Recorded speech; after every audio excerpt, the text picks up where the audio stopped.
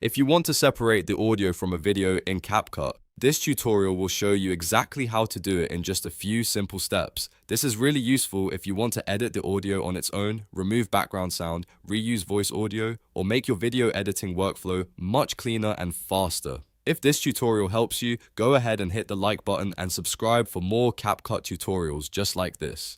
Now let's jump into it. First, open CapCut on your PC and load the project you want to work on. If you haven't started a project yet, create a new one and make sure you're in the main editing workspace. Once your project is open, the next step is to add your video to the timeline. You can do this by importing the clip from your media library and dragging it down into the timeline at the bottom of the screen. After the video is on the timeline, click once on the clip to select it.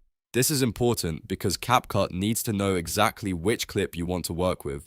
Once the clip is highlighted, right-click on it to open the menu of editing options. In that menu, look for the option that says Extract Audio and click it. As soon as you do that, CapCut will automatically split the audio from the video and create a separate audio track directly below the video clip.